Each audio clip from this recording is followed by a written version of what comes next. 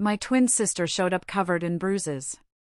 When I found out her husband was abusing her, I switched places with her and taught him a lesson he'll never forget. Hello, everyone. Thank you for being here with me today.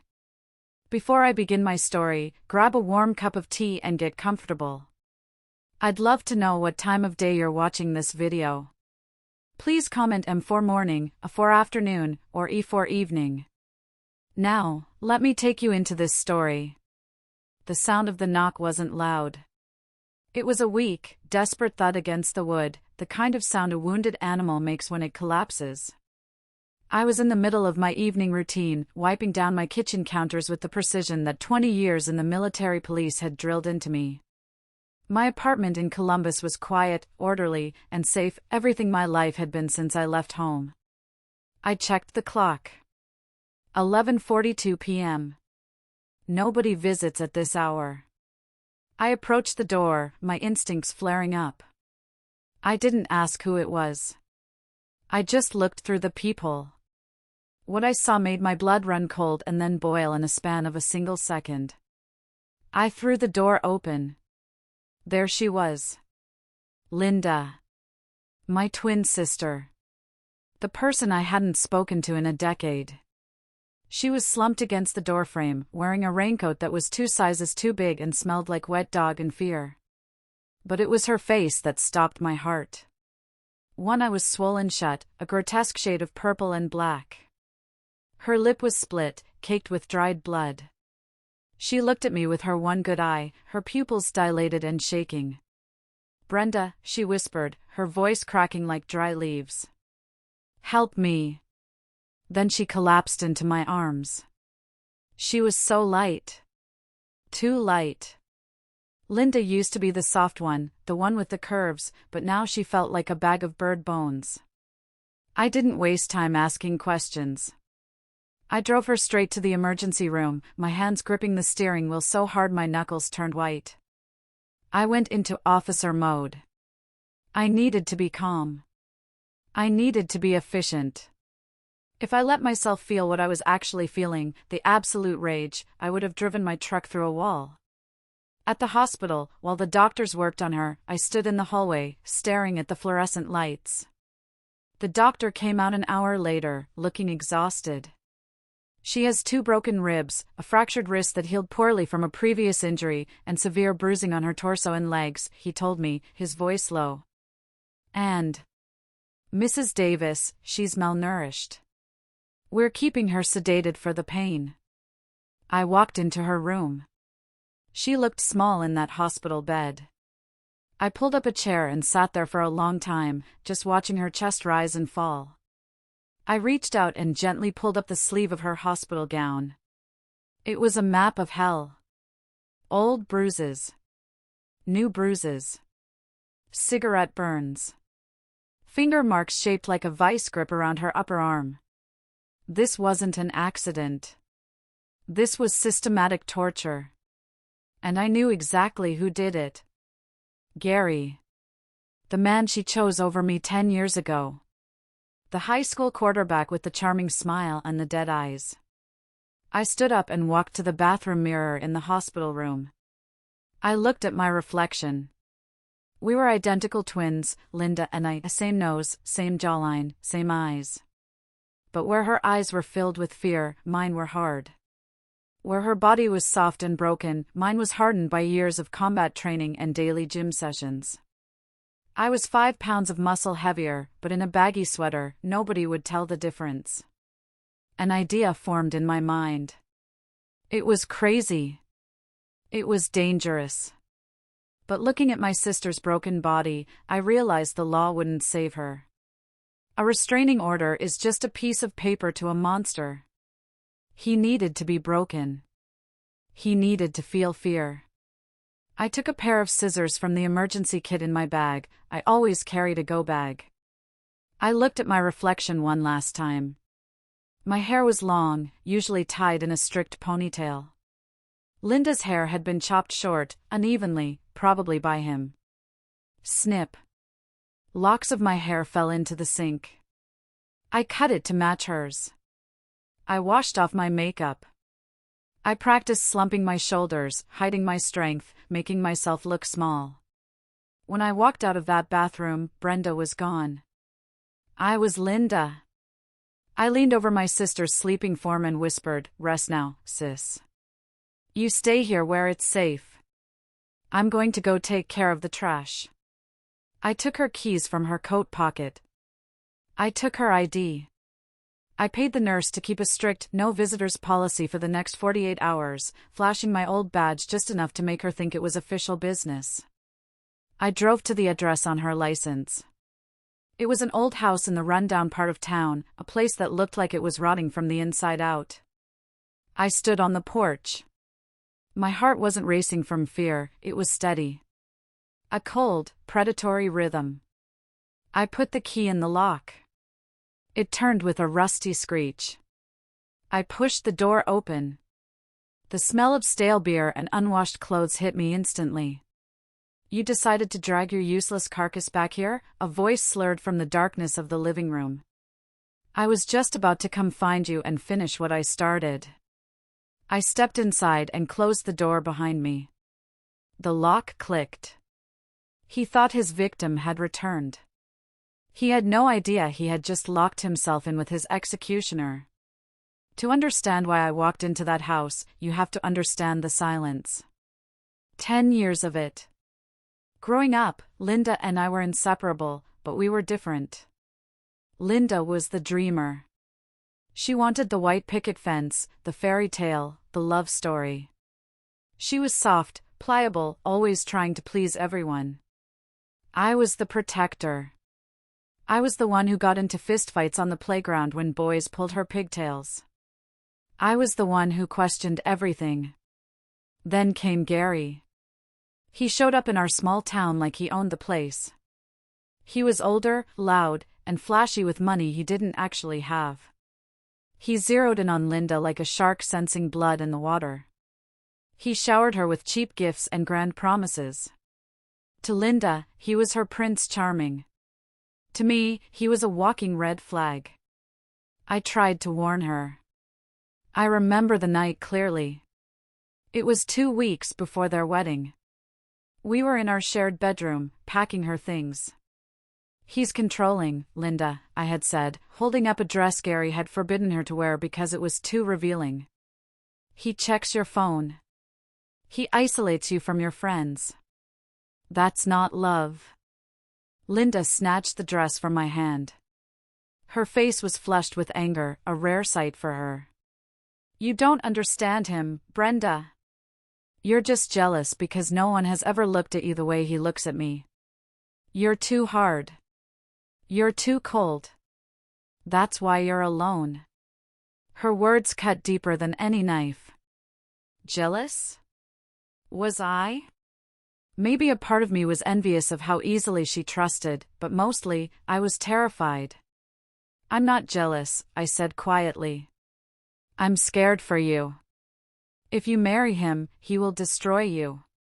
"Get out," she screamed. "If you can't be happy for me, then I don't want you at the wedding. I don't want you in my life." So, I left. I didn't just leave the room, I left the state. I joined the army the next week. I poured all my pain and frustration into basic training. I became a military police officer because I wanted to enforce order in a chaotic world. I excelled. I learned combat, I learned discipline, and I learned how to take down men twice my size without breaking a sweat. But I never called. Every birthday, I picked up the phone, stared at the dial pad, and then put it down. Her words, "I don't want you in my life," echoed in my head.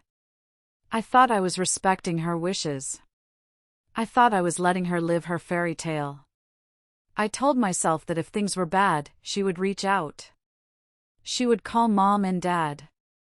But Mom and Dad died in a car accident 4 years ago. Linda came to the funeral with Gary. I was deployed overseas and couldn't make it back in time. I heard from a cousin that Gary did all the talking, that Linda looked tired. I told myself it was grief.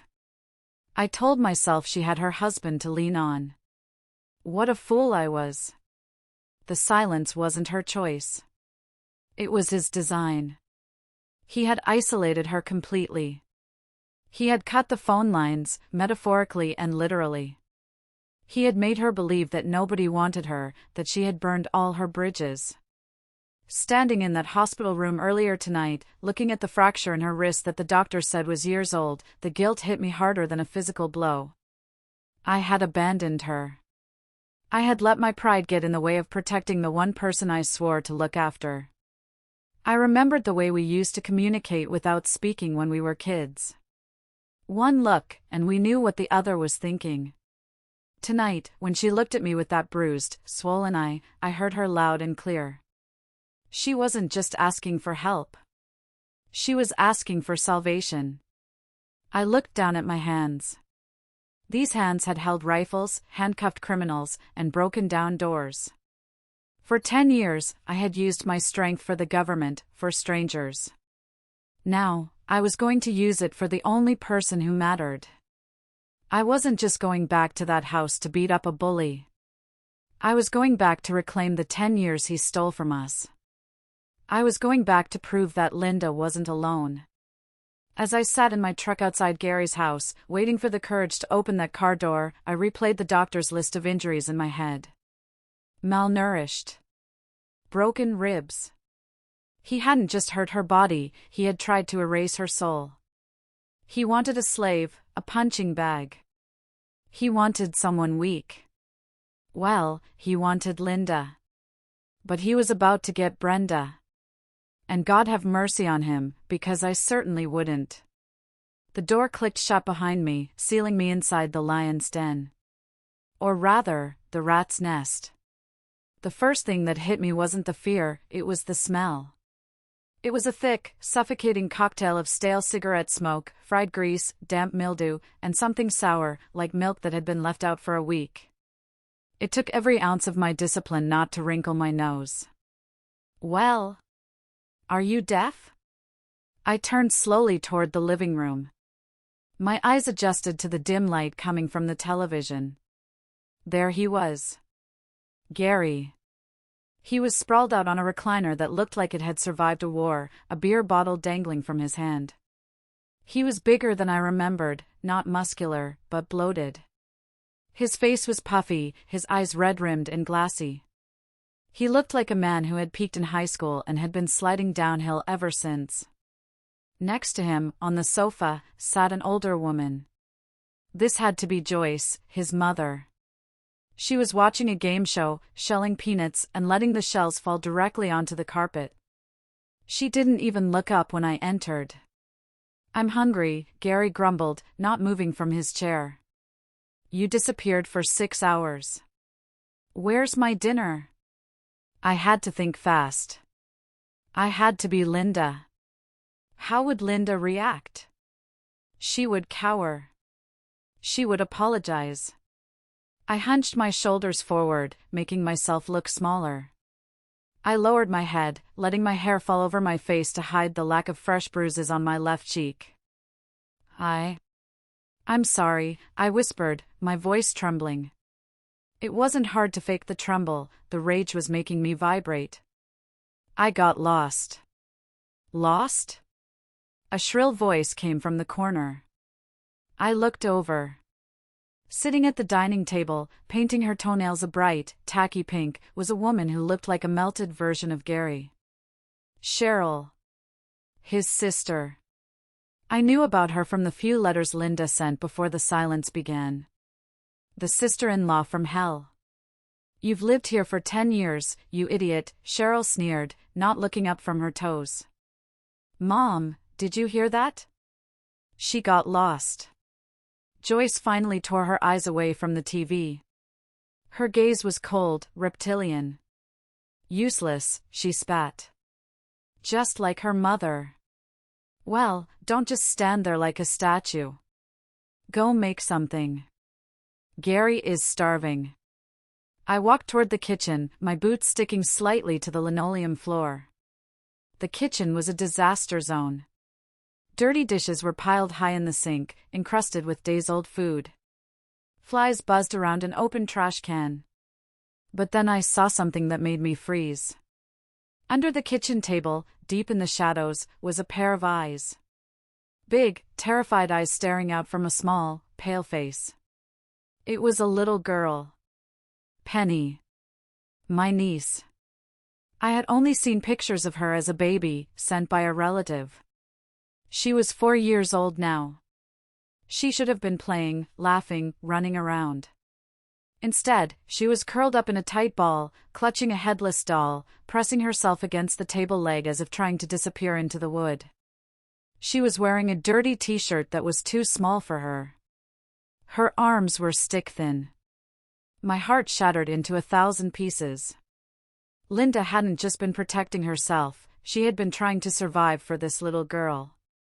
I crouched down slowly, ignoring the filth on the floor. I tried to soften my expression, to look like the mother she knew. "Penny?" I whispered. "It's Mommy." The girl flinched. She actually flinched at the sound of my voice. She didn't rush to hug me. She pushed herself further back into the shadows, her eyes darting toward the living room where Gary was belching loud enough to shake the walls. She wasn't just afraid of him. She was afraid of everyone. She was afraid of the world. "Mommy," she whispered, her voice barely audible. She looked at me, confused. Children are perceptive. She sensed something different. Maybe it was the way I moved, or the fact that I wasn't crying. "Hey," I said, keeping my voice steady. "It's okay. Come here." She shook her head vigorously. "Daddy said, no eating until he eats." The rage that surged through me then was so hot I thought I might spontaneously combust. He was starving a 4-year-old child because his dinner wasn't ready? I stood up. I gripped the edge of the counter, the metal biting into my palms. I took a deep breath. "Not yet," I told myself. "If you kill him now, you go to jail, and Penny goes into the system. Stick to the plan." I opened the fridge. It was mostly beer. There was some wilted lettuce, a jar of pickles, and a package of ground beef that looked gray. "What's taking so long?" Gary shouted from the other room. "Do I have to come in there and help you speed up?" The threat hung in the air, heavy and familiar. I could feel the ghost of the beatings Linda had endured in this very kitchen. "I'm hurrying," I called back, my voice pitching up to mimic Linda's panic. I grabbed the beef. I grabbed a skillet. As I turned on the stove, I looked at the reflection in the window. A battered woman in a house of monsters. But monsters have a weakness. They think they are the only things with teeth in the dark. They were about to find out how wrong they were. The next morning, the sun struggled to get through the grime on the windows. I had spent the night on a thin mattress in the guest room. Apparently, Linda had been banished there months ago because her coughing annoyed Gary. That was fine by me. It gave me space to strategize. I woke up at 5 o'clock, my internal alarm clock going off. I did 20 push-ups quietly on the floor just to get the blood flowing, then put on Linda's shapeless housecoat. I needed to observe the enemy in their natural habitat. The house came alive around 8 a.m., and it was a circus of dysfunction. Gary was still asleep, his snoring rattling the doorframe of the master bedroom. But the ladies were up. Joyce sat at the kitchen table, banging her coffee mug for a refill like she was in a diner. Cheryl was there too, looking through a pile of mail. Bill, collection notice." Cheryl tossed the envelopes onto the sticky floor. "Hey, Linda. You need to call the electric company. They're threatening to cut us off again." I was standing by the stove, making eggs. "Why don't you pay it, Cheryl?" I asked, keeping my back to them. Silence. Absolute silence. "Excuse me?" Cheryl's voice dripped with venom. "What did you just say?" I turned around, remembering to hunch my shoulders. I just meant, I don't have any money left from the grocery budget. Well, ask your rich aunt or something, Joyce snapped. And don't get smart with us. You're lucky we let you live here. A useless woman who can't even keep her husband happy. Let her live here? This was Linda's house. Our parents had left Linda a modest inheritance, and she had used it to put the down payment on this place. These parasites had moved in, taken over, and convinced her she was a guest in her own home. Then, the back door slammed open. A boy ran in, muddy shoes stomping all over the floor I had just swept, mostly to check for hidden weapons or exits. It was Kyle, Cheryl's 8-year-old son. He was a chunky kid with a cruel face, a miniature version of his Uncle Gary. "Mom! I'm hungry," he yelled, throwing his muddy backpack onto the table, right next to Joyce's plate. "Oh, my little prince," Cheryl cooed, her face transforming from witch to doting mother instantly. "Auntie Linda is making eggs. Sit down." Kyle looked at me and sneered. "I don't want eggs. I want pancakes. Make me pancakes, ugly." Joyce chuckled. "He knows what he wants. Go on, Linda. Make the boy pancakes." I looked at the carton of eggs. I looked at Penny, who was sitting on a stool in the corner, staring at the eggs with hunger in her eyes. "We don't have pancake mix," I said. "Then make it from scratch." Cheryl yelled. "God, you are useless."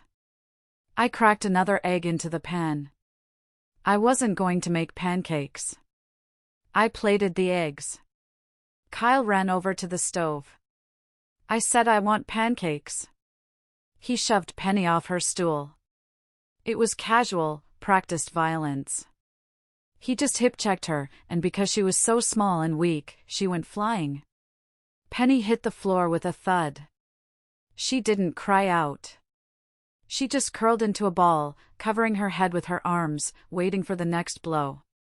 That broke me. That silence was louder than any scream.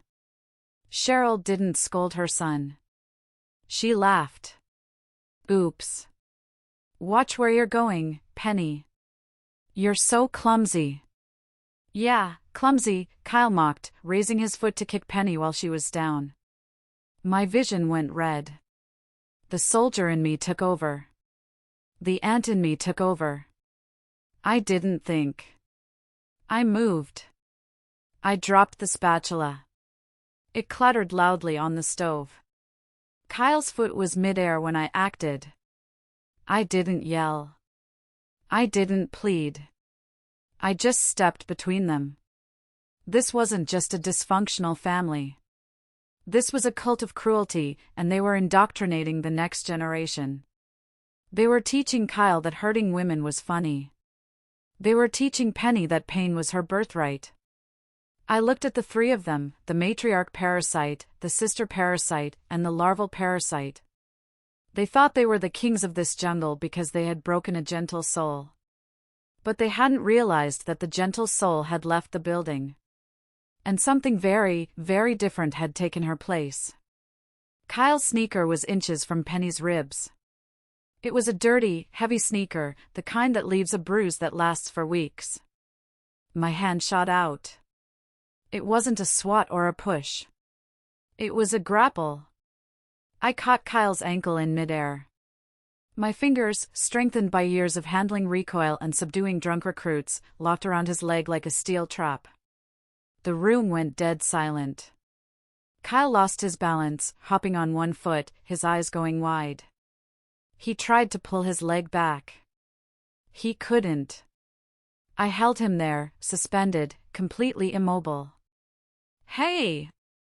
Kyle yelled, confusion clouding his bratty face. "Let go!" I didn't let go. I squeezed. Just a little. Just enough to press on the pressure point near the Achilles tendon. "Ow! Ow!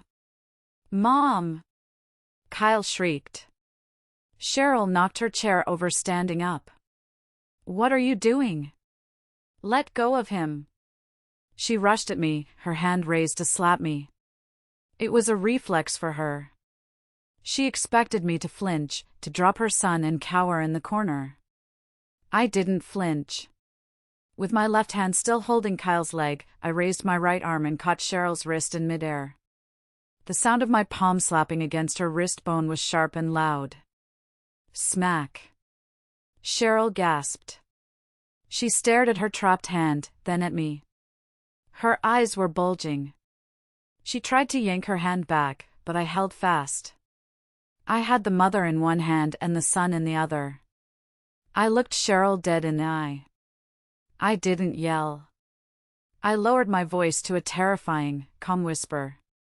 The kind of voice a drill sergeant uses right before he breaks you. If he touches her again, I said, my voice steady and cold, I will break this leg. And if you raise your hand to me again, I will break it off. You're hurting me. Cheryl stammered, fear replacing the arrogance in her eyes for the first time. Mom! Help! Joyce was sitting at the table, her mouth open, a piece of toast halfway to her lips. She looked stunned. Linda had never fought back. Not once in 10 years. I released them both simultaneously with a shove. Kyle stumbled back and fell on his butt, looking at me with wide, terrified eyes.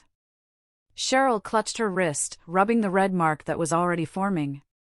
You're crazy, Cheryl hissed, backing away. I'm telling Gary. Wait until Gary wakes up. He's going to kill you. Tell him, I said, turning back to the stove. I flipped the eggs onto a plate. Tell him to come down here. Breakfast is ready. I walked over to Penny, who was still on the floor, peeking out from behind her arms. I knelt down.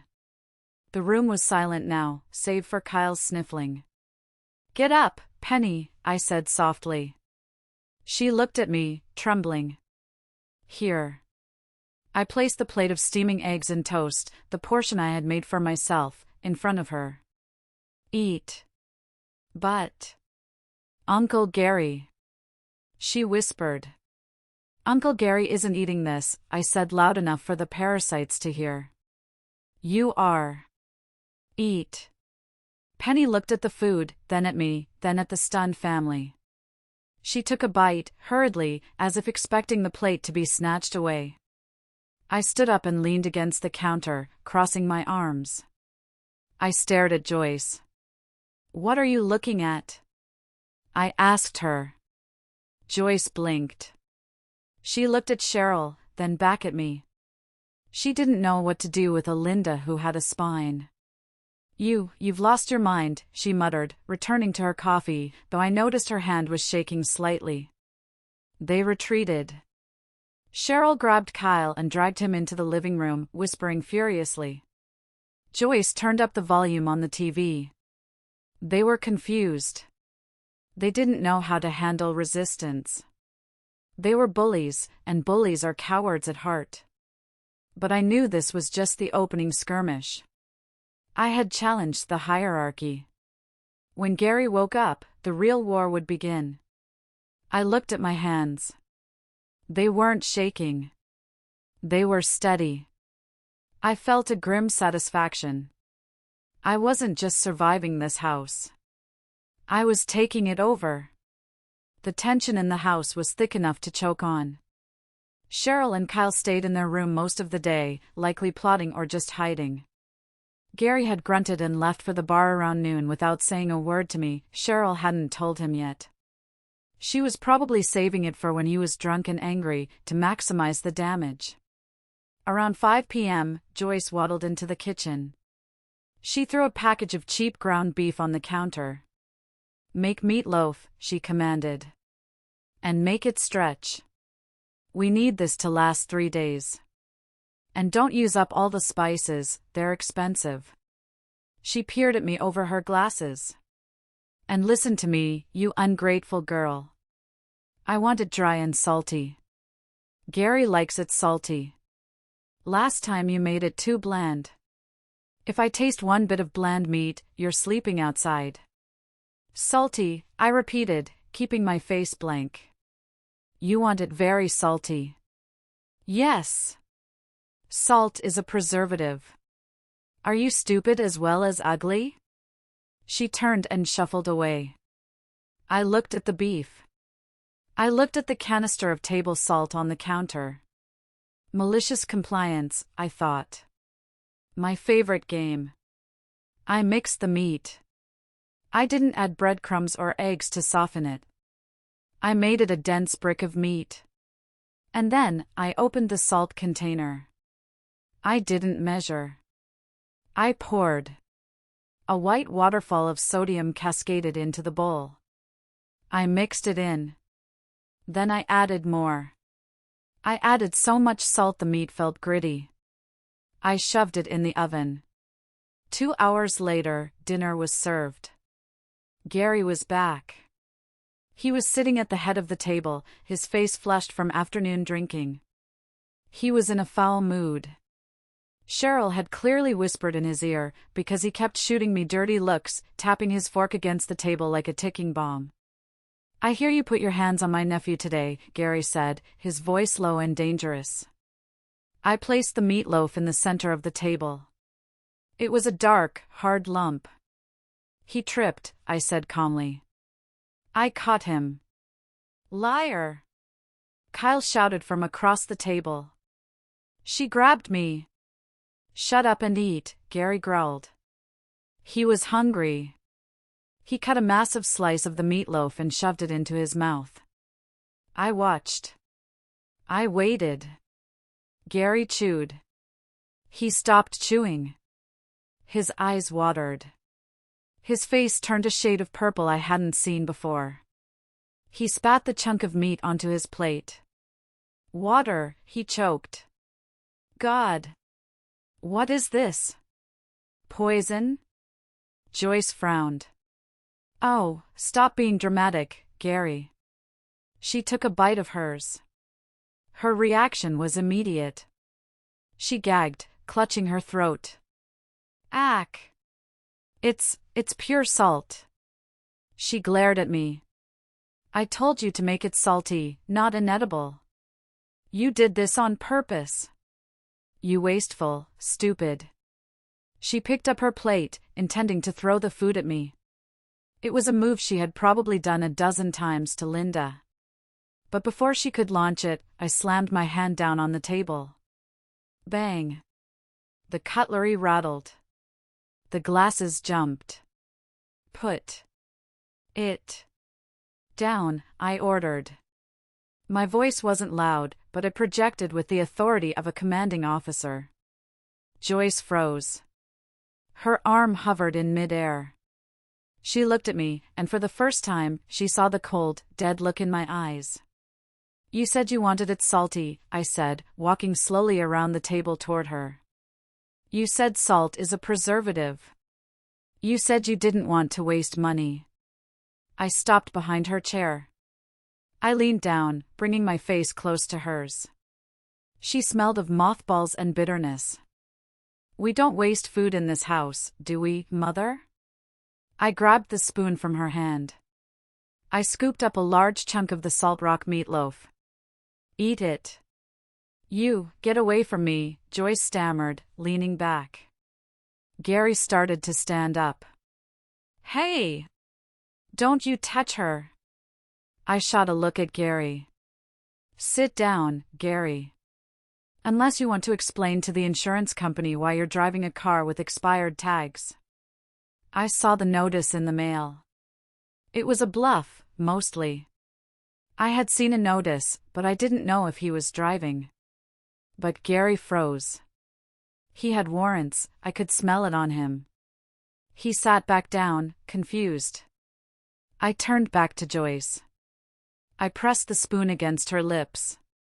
Open, I whispered.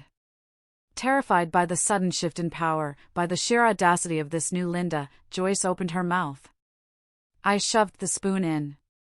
Chew, I commanded. Taste the savings.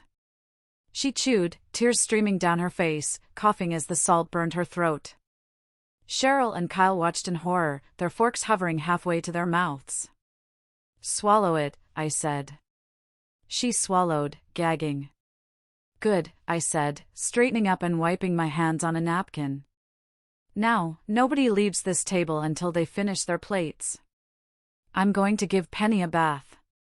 I walked out of the kitchen, leaving them sitting there in stunned silence, faced with their salty bricks of hate.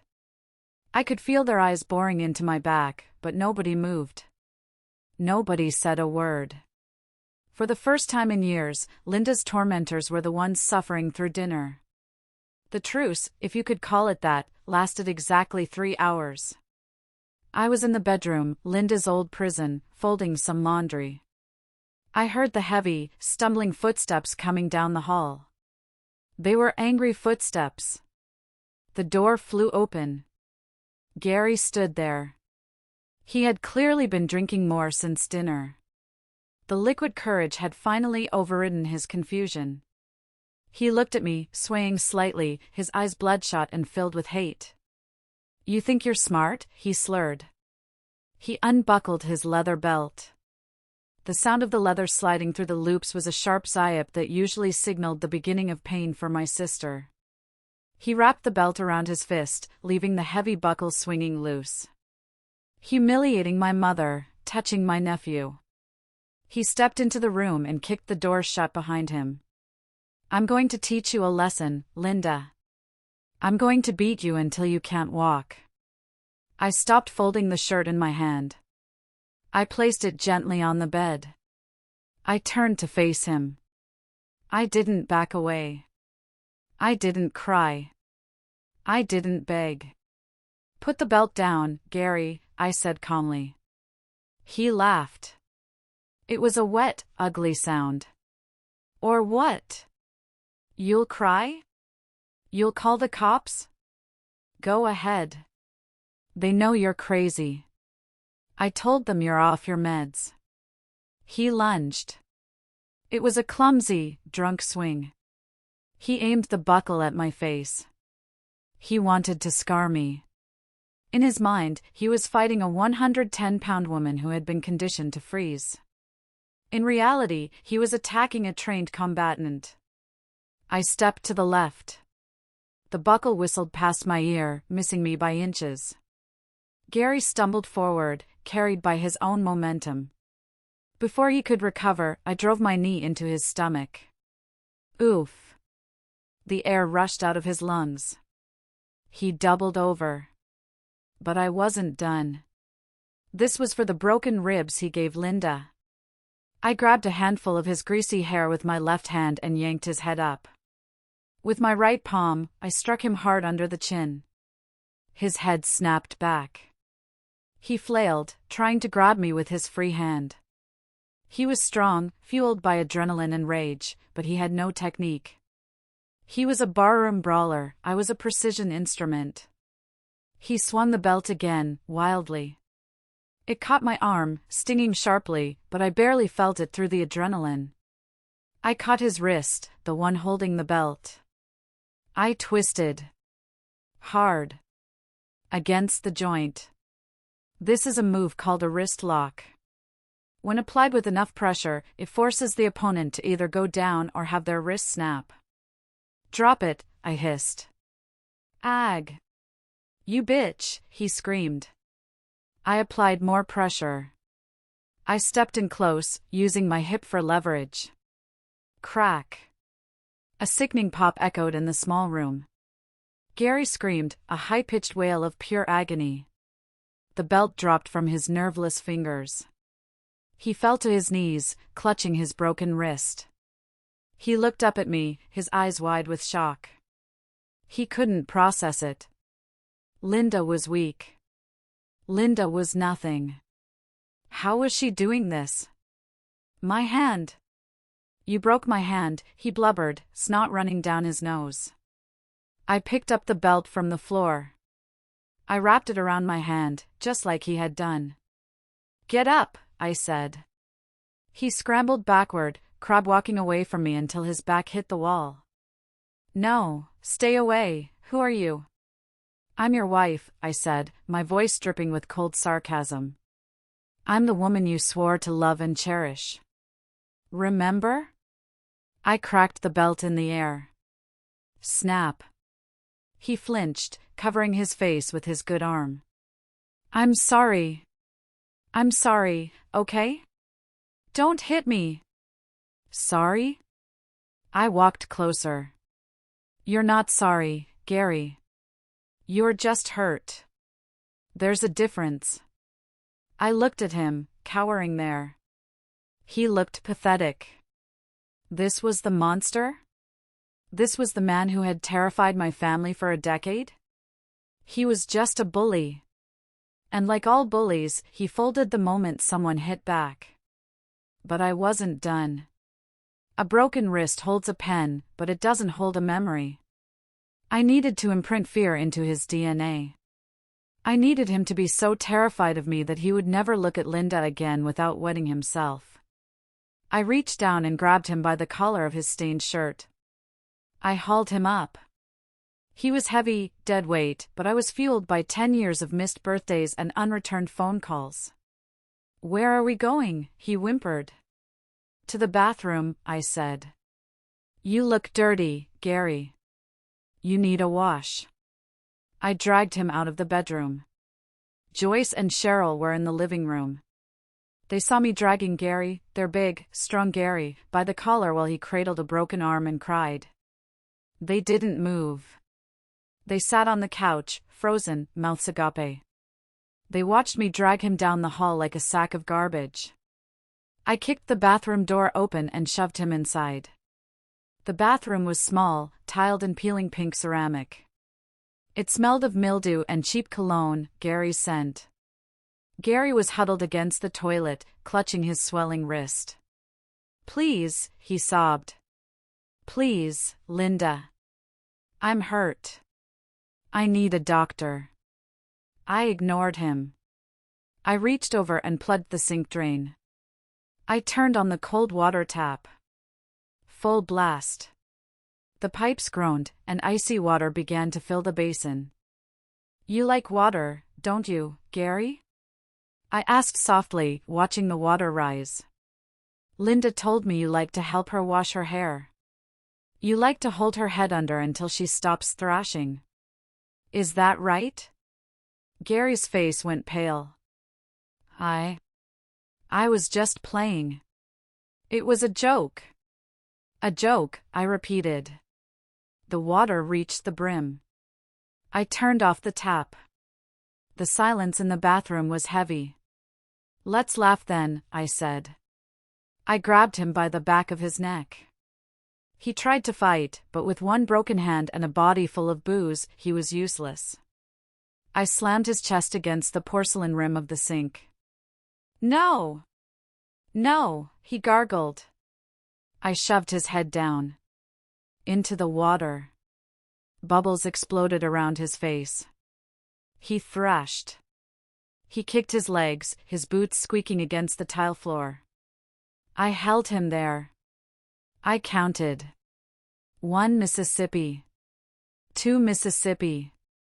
3 Mississippi. I pulled him up. He gasped, sucking in air, water streaming from his nose and mouth.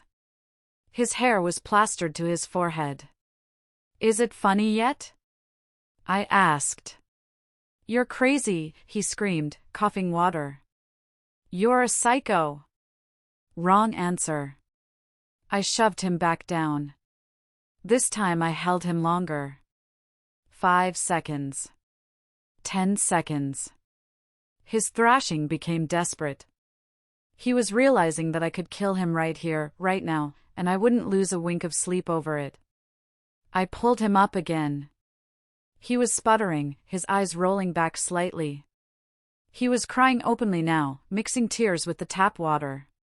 Please. He whispered. I'll do anything. Stop. I leaned in close to his wet ear. Who am I? He blinked, confused, water dripping from his eyelashes. You're Linda. Look at me, I commanded. He looked. He looked into my eyes. Really looked. And for the first time, I saw the dawn of realization. He saw the difference. He saw the predator staring back at him. You're not. He stammered. You're not her. No, I whispered. I'm the consequences. I let go of his neck. He slumped to the floor, coughing and retching. A dark stain spread across the front of his jeans. He had pissed himself. Look at you, I said, my voice full of disgust. The big man. The king of the castle. I opened the bathroom cabinet. I found a bottle of aspirin. I tossed it at him. It bounced off his chest. Take 2, I said. And if you come out of this bathroom before morning, I will break the other wrist. Do you understand? Yes, he wept. Yes. I turned and walked out. I found Joyce and Cheryl exactly where I had left them. They were huddled together on the sofa, terrified. They had heard the screaming. They had heard the splashing. And now they saw me emerging, dry, calm, and dangerous. I stopped in the middle of the living room. I smoothed down my shirt. Gary is taking a nap in the bathroom, I told them. He had a little accident. I looked at Cheryl. And Cheryl? If I hear Kyle bullying Penny one more time, I'm going to give him a bath too. Are we clear? Cheryl nodded frantically, unable to speak. Good night, I said. I walked to Penny's room, or rather, the closet they kept her in. I opened the door. She was awake, clutching her doll. She looked at me with wide eyes. Is the bad man gone? She whispered. I sat down on the floor next to her. He's still here, baby. But he's not the bad man anymore. He's just a scared little man. I stroked her hair. Go to sleep. Nobody is going to hurt you tonight. For the first time, Penny didn't flinch. She closed her eyes. I sat there in the dark, listening to the whimpering coming from the bathroom down the hall. I knew this wasn't over. Gary was a coward, but he was a vindictive one. Tomorrow, the shock would wear off, and he would try to find a way to hurt me. He would use money, or the law, or lies. But he didn't know one thing. While he was crying on the bathroom floor, I had already formulated the next phase of the plan. I wasn't just going to beat him up. I was going to take everything he had.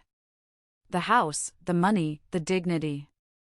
I was going to leave him with nothing but the memory of the water filling his lungs.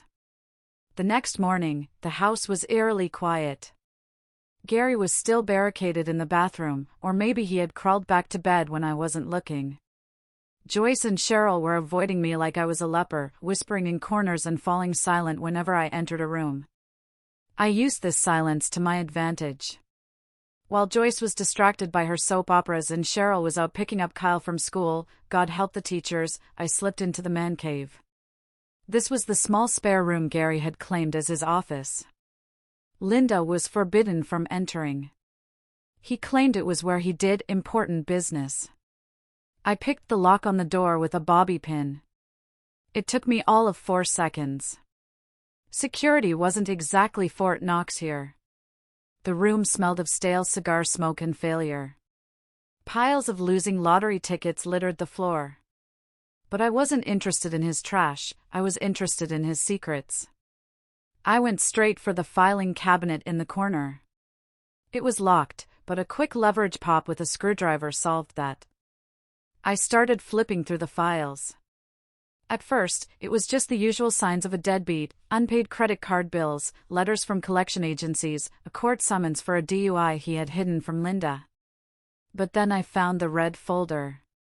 It was buried at the bottom, underneath a stack of old nudie magazines. I opened it, and the air left my lungs. First, the mortgage papers. This house, the one Linda had bought with her inheritance, the one she owned free and clear before she married him? It was mortgaged to the hilt. Gary had forged her signature, a clumsy forgery, but good enough for a predatory lender, and taken out a massive loan against the equity. I looked at the dates. He had spent it all in 2 years. Where did the money go? I found the answer in the next stack: online gambling receipts. Crypto scams. Get rich quick seminars. He had blown through $200,000 of Linda's security while she was shopping with coupons to save 50 cents on peanut butter. My hands shook, not from fear, but from a cold, lethal rage. He wasn't just abusing her, he was systematically dismantling her future. But the next document was worse. Much worse. It was a life insurance policy. Taken out 6 months ago. The insured, Linda Davis. The beneficiary, Gary Davis. The payout, $1 million. And there was a highlighted clause: double indemnity for accidental death. I sat back in his cheap leather chair, staring at the paper. The bruises, the escalation in violence, the accidents he kept claiming she had, it all clicked into a terrifying picture. Gary wasn't just a violent drunk. He was a man running out of money, sitting on $1 million ticket that only paid out if his wife died. He wasn't beating her to discipline her anymore. He was working himself up to killing her. Maybe a fall down the stairs. Maybe a slip in the bathtub. You create a problem, you sell the solution, I whispered to the empty room. That's what con men do. I took out my phone, a burner I had brought with me, and photographed every single page. Every forgery, every bank statement showing the transfers to offshore gambling sites, and especially that insurance policy. I heard the front door open. Cheryl was back. I quickly shoved the papers back into the folder, put the folder back at the bottom of the stack, and relocked the cabinet. I slipped out of the room just as Cheryl's screeching voice filled the hallway. Mom! You won't believe what that teacher said to me about Kyle. I walked into the kitchen, my face a mask of calm. But inside, the mission had changed. This wasn't just about teaching a bully a lesson anymore. This was about survival. If I hadn't come last night, Linda would be dead within a month. I was sure of it. I looked at Penny, who was sitting at the table coloring. She looked up at me and gave a tiny, tentative smile. I smiled back, but my mind was racing. I needed legal firepower. I needed to nail Gary not just for assault, but for fraud, forgery, and attempted murder. I went to the bathroom, the only place with a lock, and dialed a number I hadn't called in years. Mr. Henderson. He was my father's old lawyer, a man who treated the law like a holy scripture and had a soft spot for the twins. Mr. Henderson, I said when he picked up. This is Brenda. Don't hang up. I'm in trouble, and I have evidence of a crime.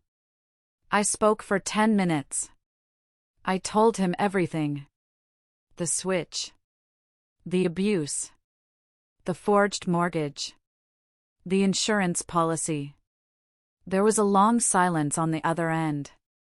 Then, the old man's voice came through, shaking with anger. Brenda, get out of that house. Now. I can't, I said. Not yet. I need them to make a move. I need them to incriminate themselves so deeply they never see daylight again. Be careful, he warned. If he knows you know about the money, he'll become desperate. I'm counting on it, I said. Desperate men make mistakes. I hung up and flushed the toilet for cover. When I walked out, I saw Gary limping out of the bedroom. His arm was in a makeshift sling made from a dirty towel. He looked at me with a mixture of fear and hatred. I'm watching you, he hissed. Watch closely, Gary, I said, walking past him.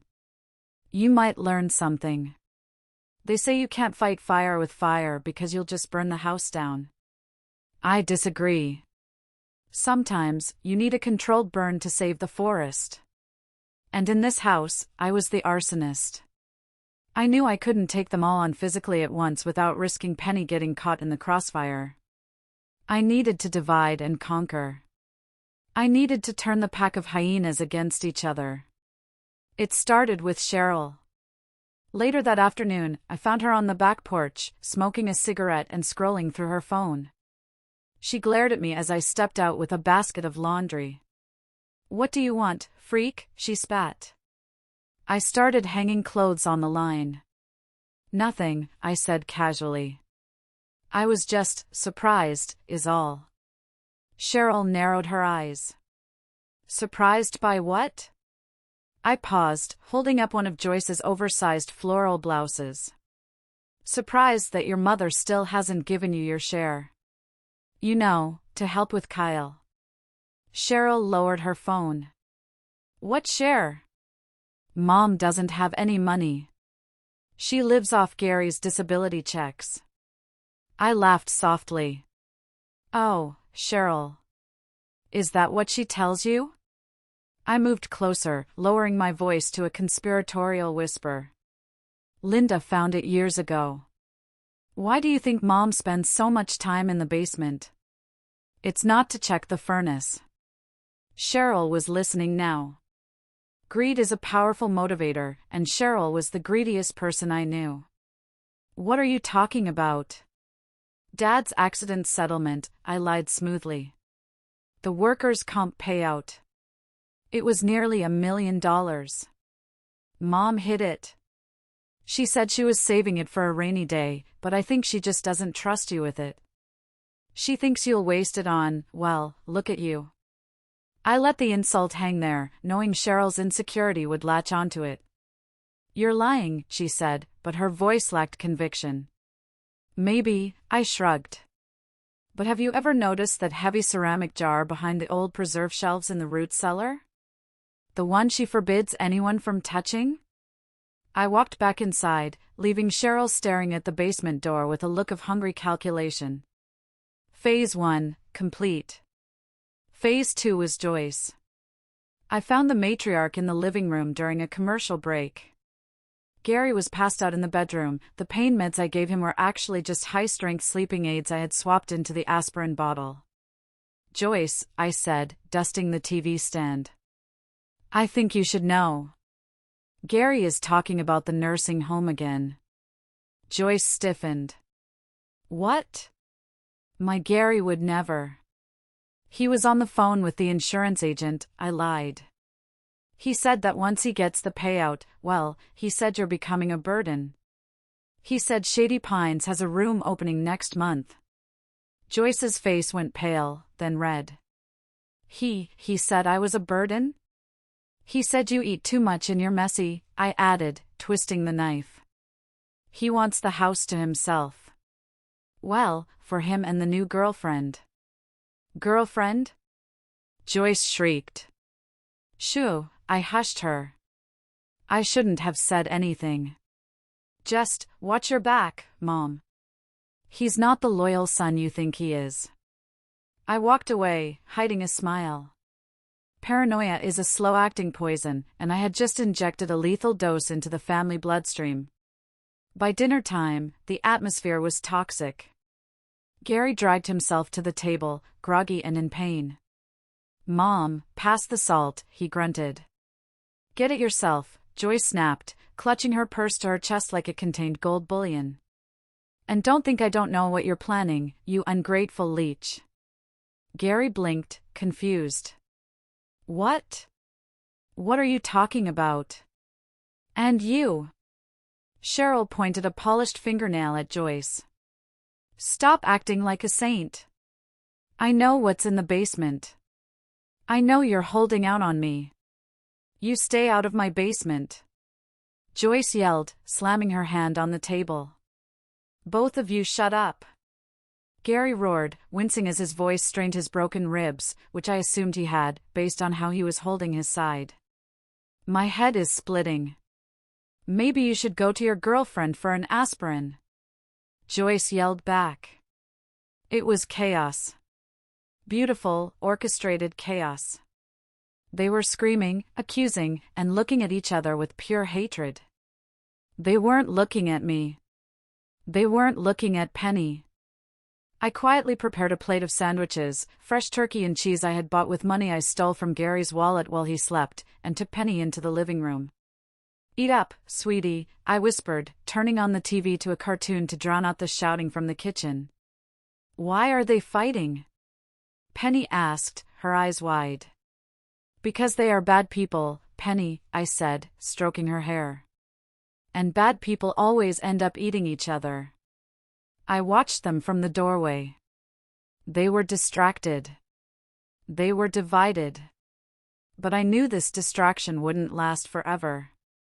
Eventually, their survival instinct would kick in, and they would realize the common denominator in all this new misery was me. I needed to be ready for when they reunited. Because when they did, they would come for me with everything they had. The shouting match in the kitchen eventually died down, replaced by a sullen, brooding silence. But the seeds of suspicion had been planted deep. Joyce watched Gary with narrowed eyes, clutching her purse. Cheryl watched Joyce, glancing repeatedly toward the basement door. Gary just watched me, his gaze filled with a mixture of fear and calculating malice. He wasn't stupid.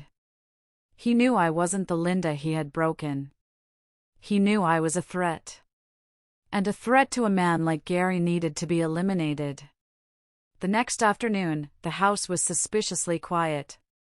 I had sent Penny to play in the backyard. I had fixed the latch on the gate so she couldn't get out, but nobody could get in without me knowing.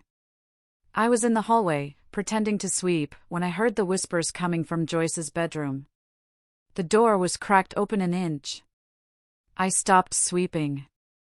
I pulled out my phone and activated the baby monitor app. I had hidden the receiver unit under Joyce's bed that morning while looking for a lost sock. I put in my earbuds and listened. She knows, Gary's voice was a low growl. I don't know how, but she knows about the money. She asked me about the insurance yesterday. It's not Linda, Joyce whispered, her voice trembling. I'm telling you, Gary.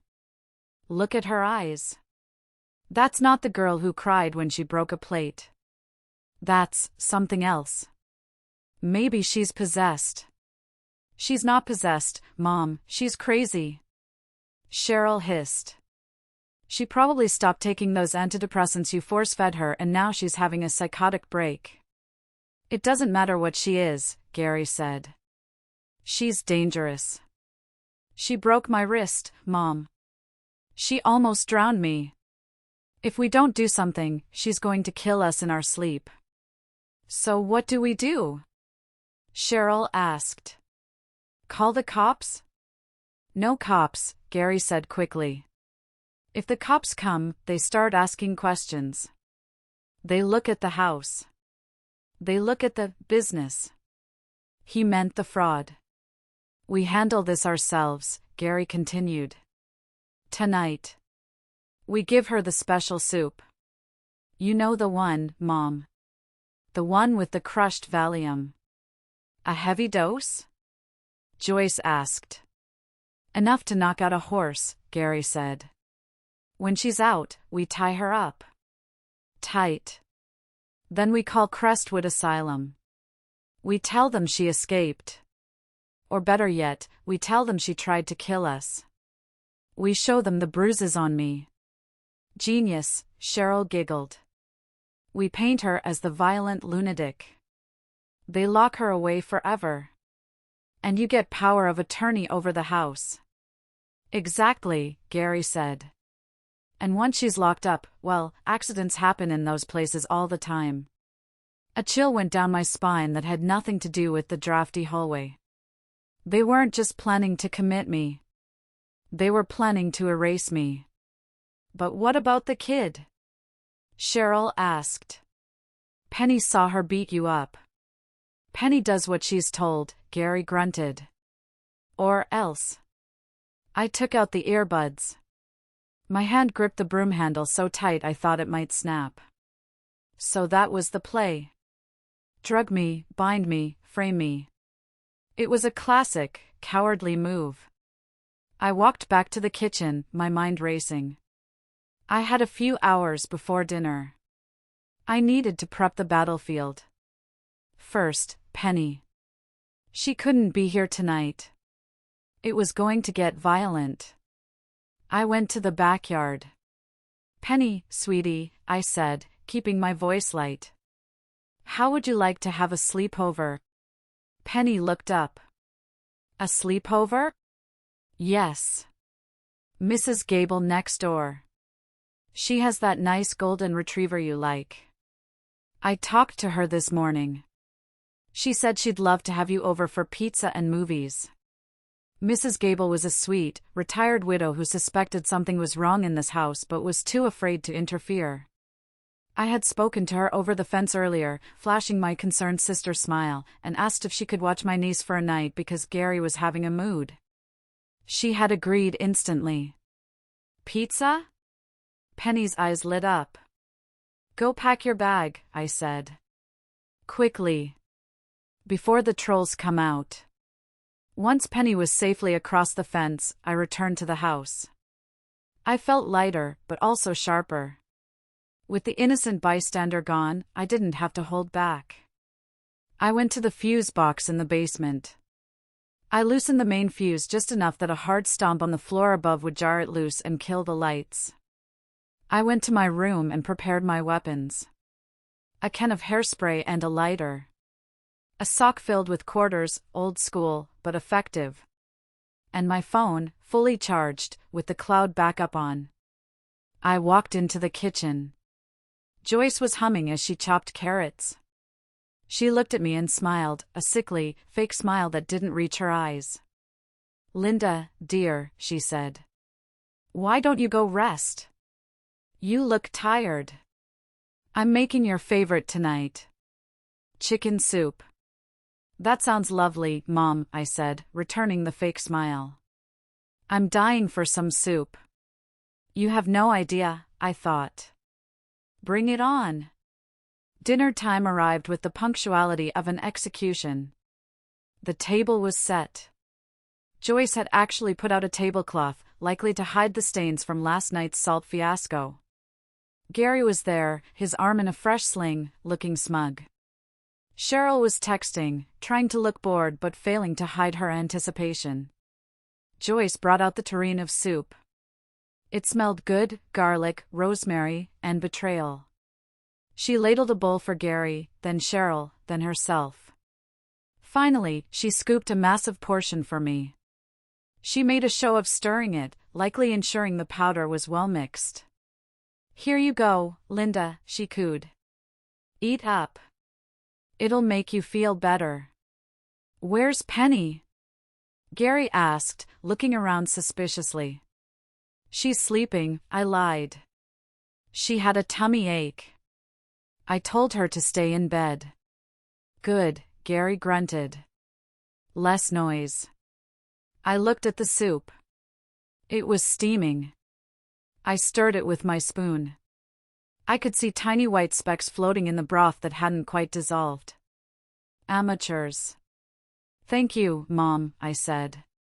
You know, this reminds me of the soup you made when I first moved in. Do you remember? Joyce blinked. Yes, of course. You told me that family takes care of family, I said, locking eyes with her. That was before you started hiding money in the basement, wasn't it? The spoon halfway to her mouth froze. I don't know what you're talking about. And Gary, I turned to him. This soup, is it the last meal? You know, like they give prisoners before the electric chair? Gary choked on his water. You're talking crazy again. Just eat the damn soup. I will, I said. But first. I lifted the bowl. I brought it to my lips. Their eyes were glued to me. They were holding their breath. They were so desperate for me to drink the poison that they leaned forward. I smiled. Oops. I dropped the bowl. It wasn't a slip. I threw it. Crash. The ceramic shattered on the floor. Hot soup splattered everywhere, onto the table legs, onto the floor, and crucially, onto Cheryl's bare feet. Ah! You stupid bitch! Cheryl screamed, jumping up and shaking her burning foot. Oh no! I stood up, feigning horror. I am so clumsy. I'm so sorry. Here, let me help.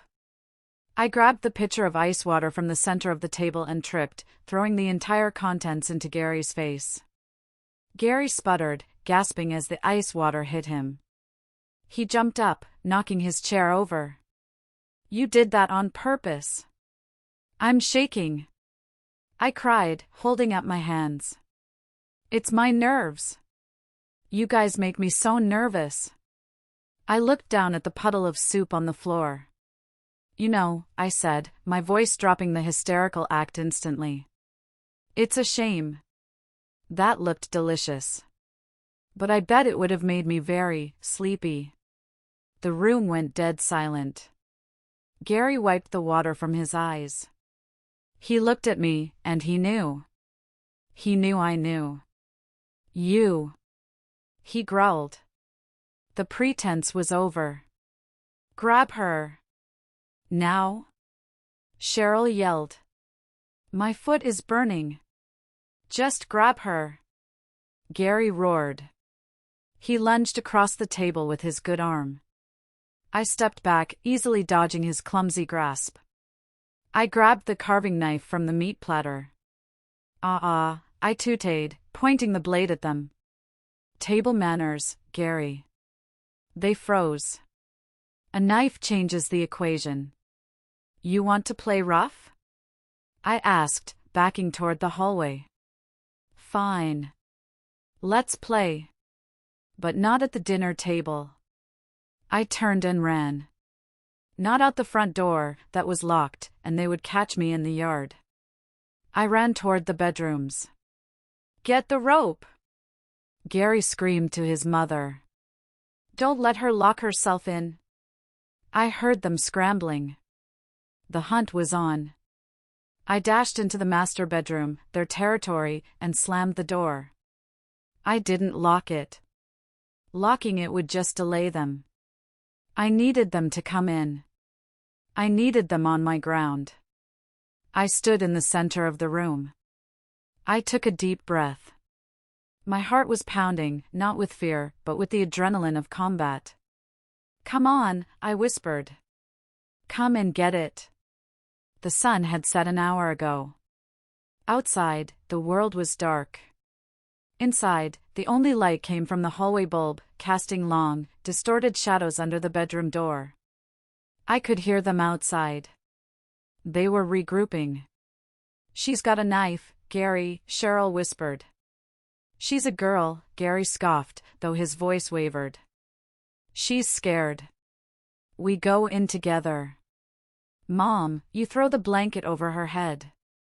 "Cheryl, you grab her legs." "I'll knock the knife out of her hand." "Why do I have to grab the legs?" Cheryl whined.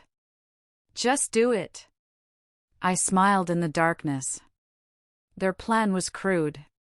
It relied on overwhelming force. But they were assuming I was cornered prey. They didn't realize I was the trap. I tossed the knife onto the bed. I didn't need it. A knife is a lethal weapon, and I didn't want to kill them. I wanted to destroy them. Plus, using a knife would ruin my self-defense claim later. I picked up the can of hairspray and the lighter. A makeshift flamethrower. Good for shock value. Then, I stomped my foot hard on the floorboards, right above the spot where the basement fuse box was loose. Pop. The hallway light flickered and died. The entire house plunged into absolute darkness. "What the hell?" Gary yelled. "Mom, did you pay the bill?" "Of course I did," Joyce shrieked. "It's that old fuse. I can't see anything," Cheryl cried. "Perfect." I moved silently to the corner of the room, behind the heavy oak wardrobe. My breathing was shallow and controlled. I became part of the shadows.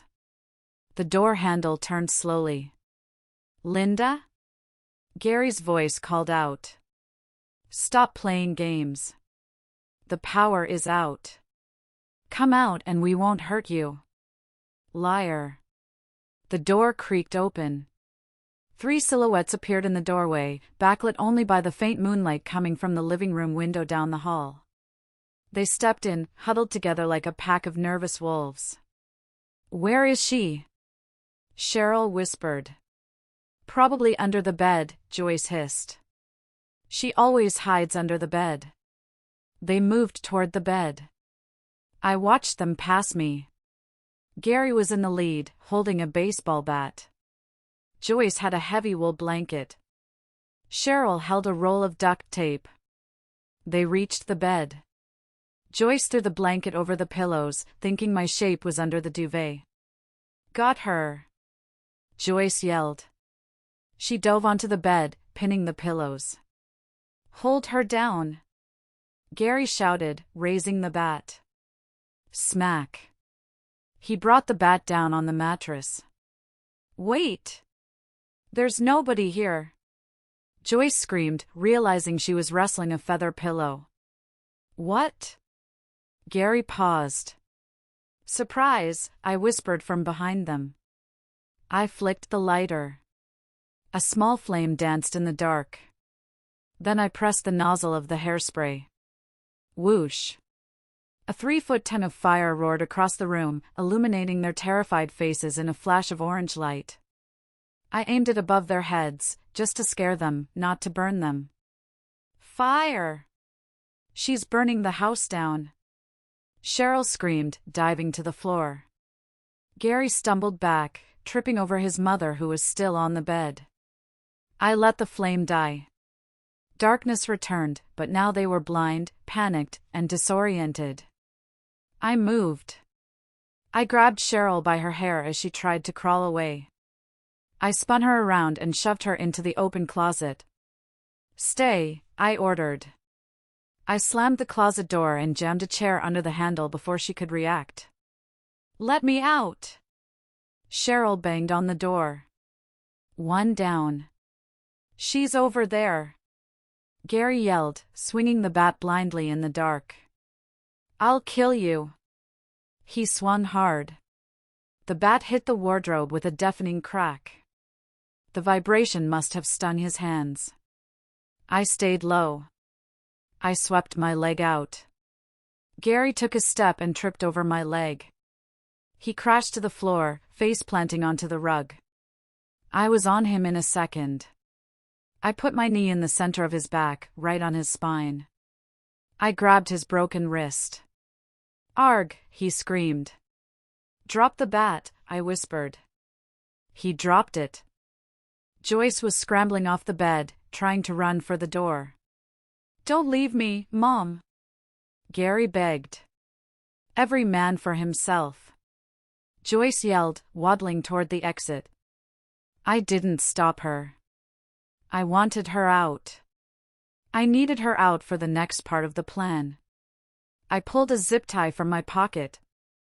I had bought a pack at the hardware store yesterday. I yanked Gary's good arm behind his back and zipped it to his belt loop. Then I did the same with the broken arm, carefully but firmly. He was hogtied on the floor. "You're dead," he panted, his face pressed into the carpet. "When I get loose, you're dead." "You're not getting loose, Gary," I said, standing up. "And I'm not Linda." I walked to the door. I could hear Joyce hyperventilating in the hallway. "Time for the grand finale," I muttered. With Gary secured and Cheryl banging uselessly inside the closet, I had control of the master bedroom. But the game wasn't won yet. I needed them to destroy each other. I needed evidence that was undeniable. I dragged Gary, he was heavy, but adrenaline makes you strong, and heaved him onto the bed. "What are you doing?" he spat. "Making you comfortable," I said. I took the duct tape he had brought. I taped his ankles together. Then I taped his mouth shut. He writhed, his eyes bulging, making muffled noises of protest. "MMPH. MMPH. Shoo," I patted his cheek. "You talk too much." I took the blanket Joyce had brought and threw it over him, covering him completely except for his feet. In the dark, he just looked like a wriggling lump on the bed. Then, I unlocked the closet. Cheryl tumbled out, gasping for air. Don't burn me. Don't burn me. Get out. I screamed, feigning terror. He's crazy. Run. Cheryl, confused and terrified, scrambled out of the room on all fours. I followed her into the hallway. Joyce was cowering in the kitchen doorway, holding a heavy frying pan she must have grabbed for protection. Mom! Cheryl cried, running to her. She tried to burn me alive. I ran toward them, putting on the performance of a lifetime. I let my hair fall messily over my face. I made my hands shake. I forced tears into my eyes. Help me! I screamed, grabbing Joyce's arm. Please, Mom. Help! Gary snapped. Joyce pushed me away.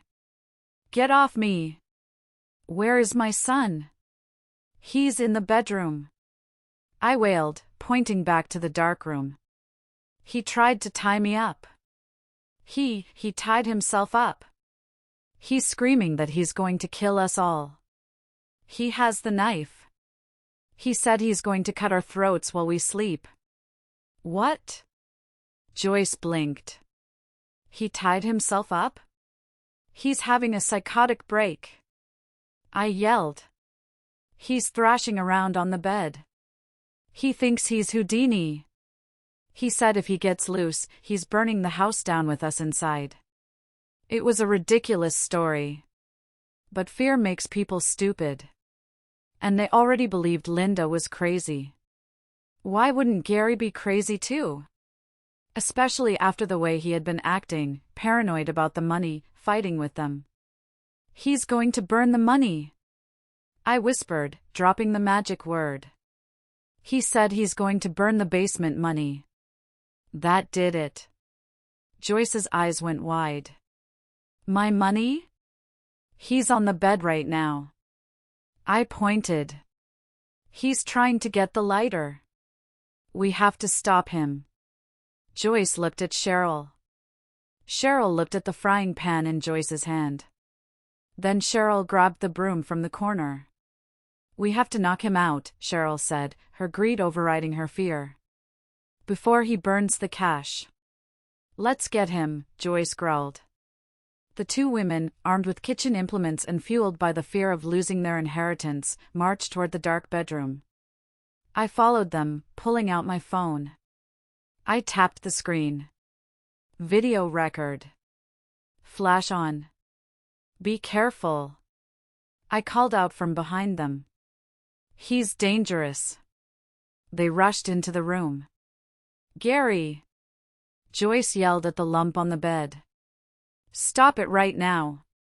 Gary, hearing his mother's voice, writhed frantically under the blanket, trying to scream through the tape. MMMPH. MMMPH. He's trying to get up. Cheryl shrieked. Hit him, Mom. And then, the unthinkable happened. Joyce raised the frying pan. You ungrateful brat. Don't you touch my money. Clang.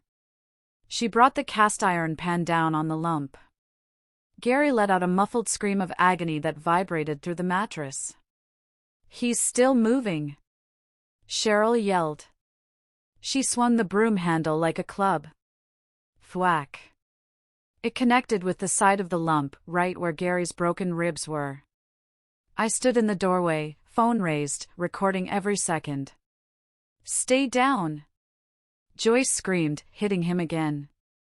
Stay down. It was a frenzy. Years of resentment, greed, and dysfunction were being unleashed on that bed. They weren't hitting an intruder, they were hitting the source of their frustration. They were hitting the man who threatened their money. Harder! Cheryl yelled. Knock him out! Gary's struggles became weaker. He stopped thrashing. He just lay there, taking the blows, sobbing behind the tape. I think you got him, I said calmly from the doorway. I tapped the screen to stop the recording. Then, I reached out and flipped the light switch. I had quietly kicked the fuse box back into place on my way past the basement door earlier. The lights flickered on. The room was flooded with harsh, yellow light. Joyce stood there, panting, the frying pan raised. Cheryl was mid-swing with the broom. They looked at the bed. The blanket had slipped off during the beating. They stared. They blinked. Staring back at them, battered, bruised, taped up, and bleeding from a gash on his forehead, was Gary. His eyes were wide with betrayal and pain. Joyce dropped the pan. It hit the floor with a dull thud. "Gary," she whispered. The silence in that room was heavier than lead. Joyce stared at her son. Cheryl stared at her brother. Gary stared at the ceiling, tears leaking from the corners of his eyes, soaking into the duct tape over his mouth. "Oh my God," Cheryl breathed. We killed him." "He's not dead," I said, stepping into the room. "But he's definitely not happy." Joyce spun around to face me. You said he was crazy. You said he was trying to burn the money." "I lied," I said, leaning against the doorframe, crossing my arms. "Just like you lied about loving Linda. Just like you lied about the money. Just like you lied to the police about her accidents. You tricked us." Cheryl screamed, raising the broom again. "You set us up." "I asked for help," I corrected her cold-bloodedly. "I told you there was a dangerous man on the bed. I didn't tell you to beat him with a frying pan. You did that all on your own. You didn't even check who it was. You just wanted to hurt someone."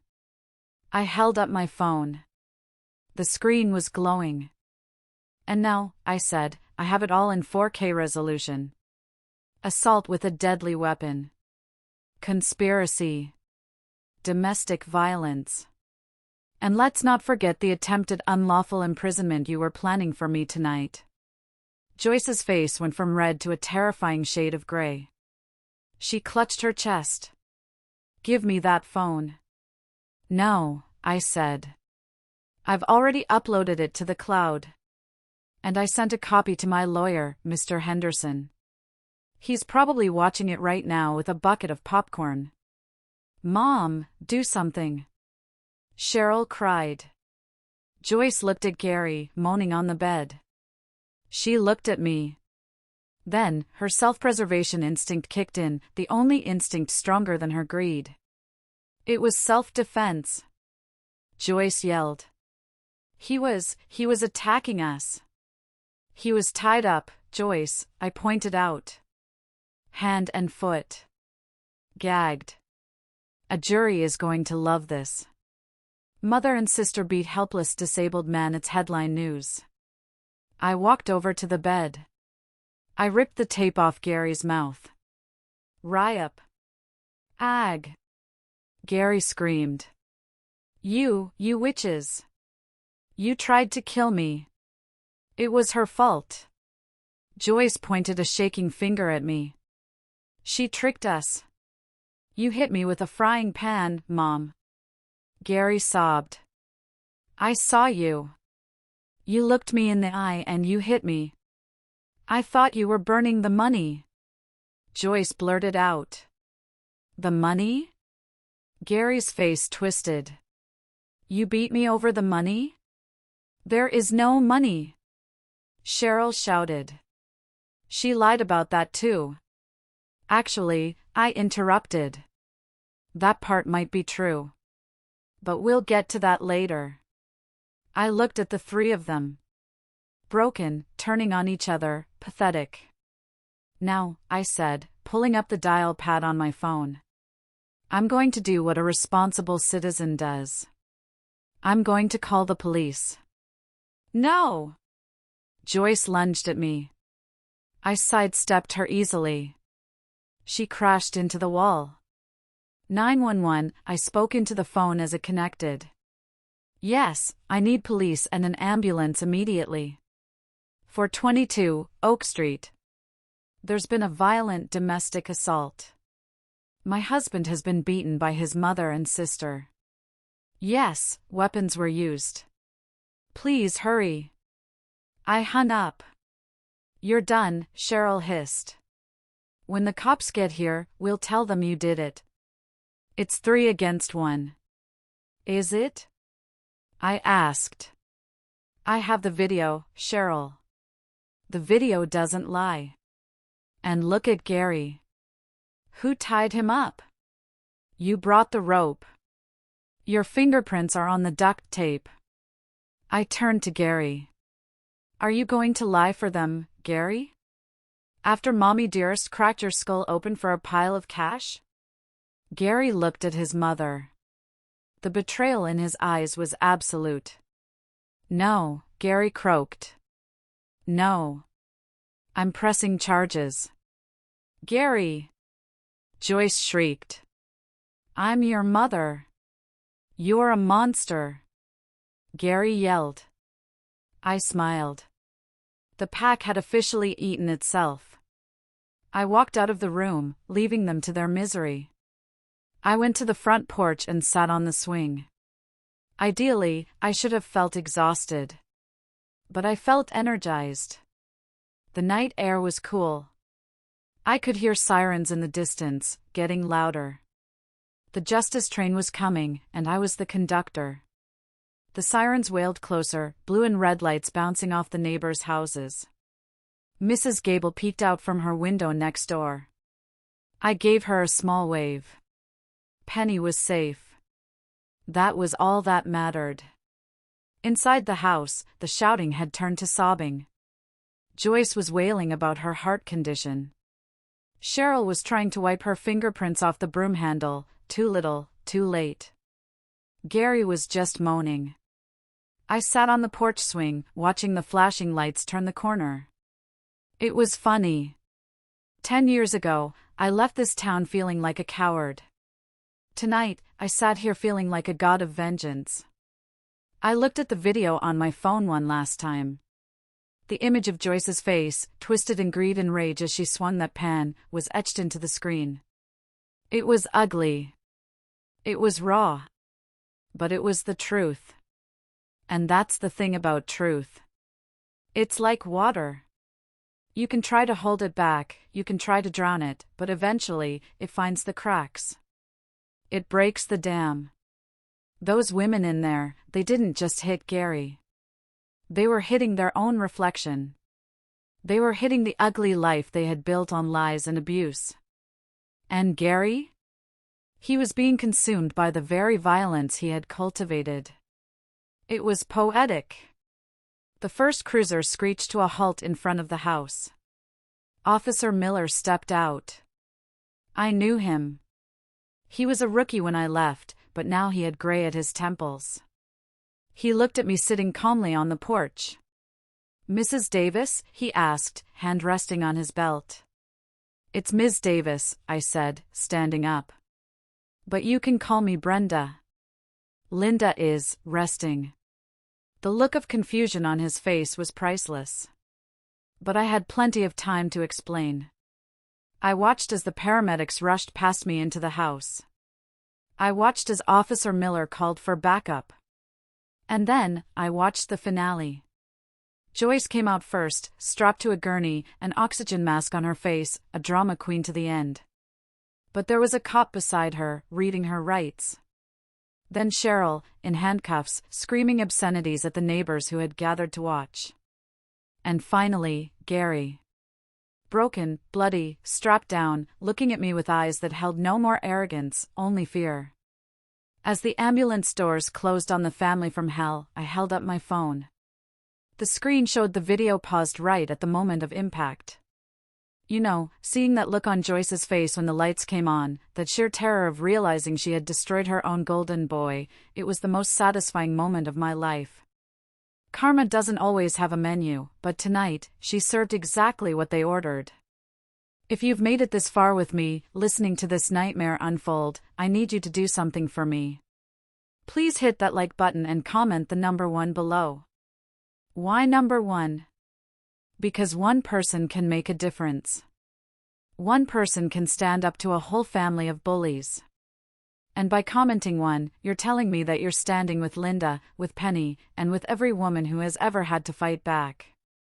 Your support means the world to me. It tells me I'm not shouting into the void. So please, drop a 1 in the comments so I can see you, thank you, and know we're in this together. Now, are you ready to hear how I made them pay every single penny they stole? Because the violence was over, but the financial war was just beginning. And believe me, I'm even better at math than I am at fighting.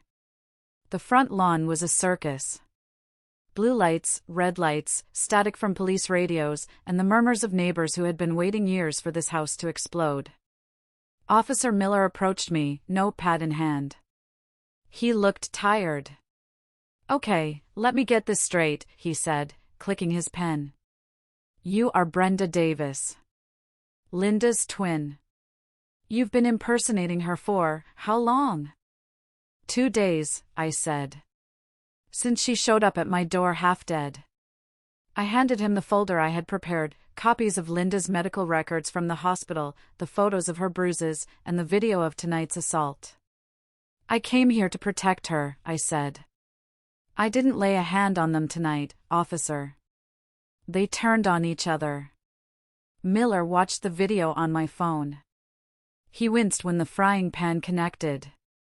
He watched it twice. This is distinct, he muttered. Assault with a deadly weapon. Domestic violence. And conspiracy, I added.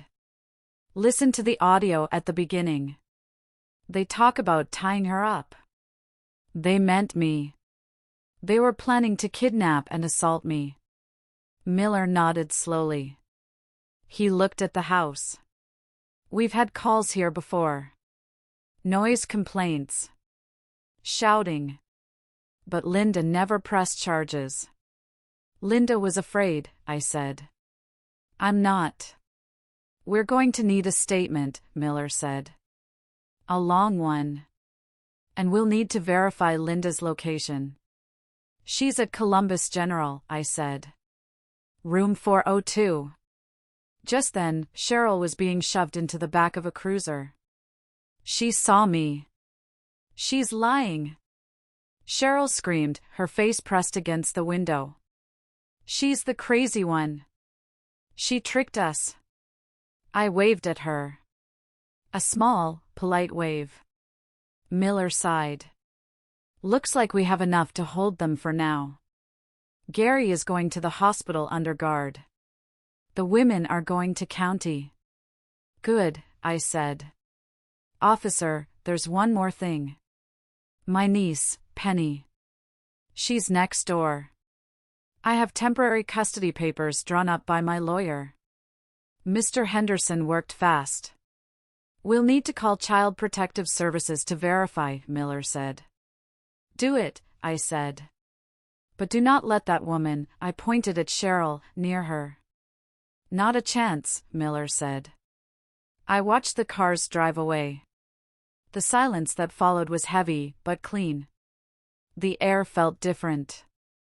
The smell of stale beer and fear was gone, replaced by the crisp night air.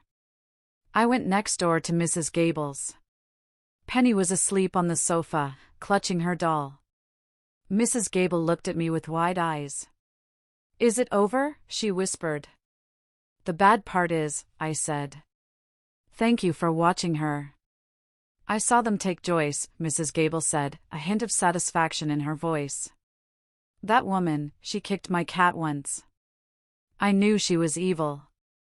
I picked Penny up. She stirred but didn't wake. She felt safe in my arms. I carried her back to the house. It was empty now. Truly empty. I laid Penny in the master bedroom, on the clean side of the bed. I wasn't going to put her back in that closet. I sat in the living room, listening to the quiet. I should have slept. But I couldn't. My mind was racing. Locking them up was good. But jail is temporary. They would make bail. They would get lawyers. They would come back. I needed to make sure they had nothing to come back to. I took out the documents I had stolen from Gary's office. The mortgage. The insurance. And I thought about the lie I told Cheryl. The lie about the money in the basement. Was it a lie? Linda had mentioned years ago, before the silence, that Joyce was paranoid about banks. That she didn't trust the government. That when Dad's settlement money came through, Joyce acted weird. I stood up. I walked to the kitchen. I looked at the basement door. The police had cleared the scene, but they hadn't searched the house. Not yet. I turned the handle. The door creaked open, revealing the dark stairs descending into the earth. If there was money down there, it didn't belong to Joyce. It belonged to the family she destroyed. It belonged to Linda. I grabbed a flashlight. "Let's go treasure hunting," I whispered.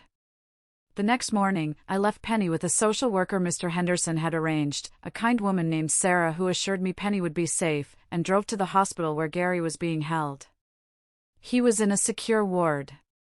His injuries were severe: concussion, broken ribs, courtesy of the broom, and a fractured wrist, courtesy of me. He looked like a mummy, wrapped in bandages, handcuffed to the bedrail. The guard at the door stopped me. "Family only." "I'm his wife," I said, flashing Linda's ID. "I need to speak to him about legal representation." The guard checked the ID, looked at my face, no makeup, looking tired, and nodded. 5 minutes. "He's heavily sedated." I walked in. The room smelled of antiseptic and misery. Gary's eyes were closed. His breathing was raspy. I pulled a chair right up to the bed. I didn't sit. I leaned over him. "Gary," I whispered. His eyes fluttered open. They were hazy at first, then they focused. When he saw me, he flinched, rattling the handcuffs. "You," he croaked. "You put me here." "No, Gary," I said softly. "Your mother put you here. With a frying pan. Remember?" He closed his eyes, a tear leaking out. The memory was clearly painful. "I want a lawyer," he mumbled. "I'm going to sue you. I'm going to sue everyone." "With what money?" I asked. "I found the mortgage papers, Gary. I know the house is underwater. I know you spent every dime of Linda's inheritance." His eyes snapped open. Fear replaced the anger. "And," I continued, leaning closer so my lips were inches from his ear, "I found the life insurance policy. The one with the double indemnity clause." Gary stopped breathing for a second. "Attempted murder," I whispered. "Insurance fraud. That's 20 years, Gary. Minimum. Plus the assault charges. Plus the child abuse."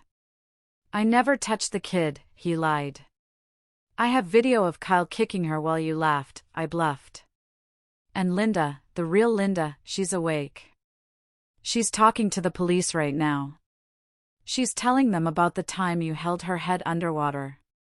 The time you threw her down the stairs." Gary began to shake.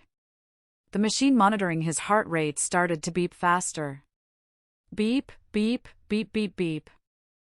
"Who are you?" he wheezed. "You're not Linda. You're a demon." "I'm Brenda," I said, dropping the act. "I'm the sister you thought you chased away." Surprise. "Brenda." He breathed. "The soldier." "The military police," I corrected. "I hunt garbage like you for a living." I pulled a document out of my bag. It was a divorce settlement Mr. Henderson had drafted overnight. "Here is the deal," I said, placing the paper on his chest. "You sign this. It grants Linda full custody of Penny. It signs over the house, what's left of it, to her. And you plead guilty to the assault charges." You take the fall. You leave Linda out of it. Why would I do that? He spat. Because if you don't, I said, I hand over the insurance papers to the fraud division. And I tell the police about the accidents you planned. You'll go to federal prison, Gary. You know what they do to wife beaters and child abusers in federal prison? I let the question hang there. But if you sign, I continued, I lose the insurance papers. You go to jail for assault, maybe do 2 years with good behavior. You get out. You start over. Far away from us.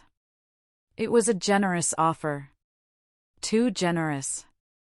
But I just wanted him gone. I wanted Linda to be free. Gary looked at the ceiling. He looked at his handcuffed wrist. He realized he was checkmated. I can't sign, he whispered. My hands are broken. I'll help you, I said. I put a pen in his swollen fingers. I held the clipboard. He signed. It was a shaky scrawl, but it was legal. One more thing, I said, tucking the paper into my bag. Your mother. She has money, doesn't she? Gary laughed bitterly. Mom? She's broke. She mooches off me. That's what she wants you to think, I said. I found something in the basement last night. Gary frowned. What? I'm going to visit her next, I said. I wonder if she'll be as cooperative as you. I turned to leave. Wait, Gary called out. What did you find? I smiled over my shoulder. Ask her yourself at the trial. I walked out. 1 down. 2 to go. County jail is a depressing place, smelling of industrial cleaner and despair. I sat in the visitation room, separated from Joyce and Cheryl by a thick glass partition. They were brought in wearing orange jumpsuits. Cheryl looked like she had been crying for hours, her makeup was gone, revealing a sallow, mean face. Joyce looked furious. They sat down. They picked up the phones. You witch! Joyce screamed into the receiver. Get me out of here! I have a heart condition. You should have thought about that before you played whack-a-mole with your son's head, I said calmly. It was a mistake. Cheryl yelled. We thought he was you. That's not a defense, Cheryl, I said. That's premeditation. What do you want? Joyce snapped. You came here to gloat? I came here to make a trade, I said. I looked around to make sure the guards weren't listening too closely. I found the jar, Joyce. Joyce went absolutely still. Her eyes, usually darting around, locked onto mine. What jar? The ceramic pickling jar, I said.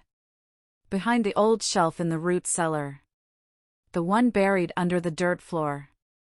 I hadn't actually found it buried, I had just found a loose stone and a hollow sound. But her reaction told me I had hit the bullseye. You stayed up all night digging, didn't you? I guessed.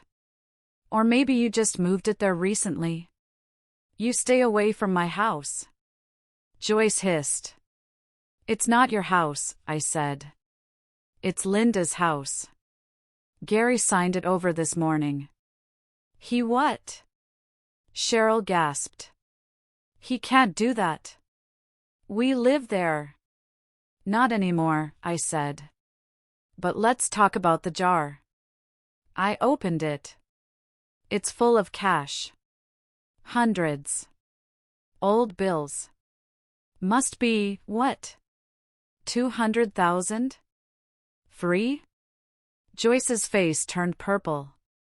That's mine. That's my husband's money. It was for the family. Cheryl yelled, turning on her mother. You said there was no settlement.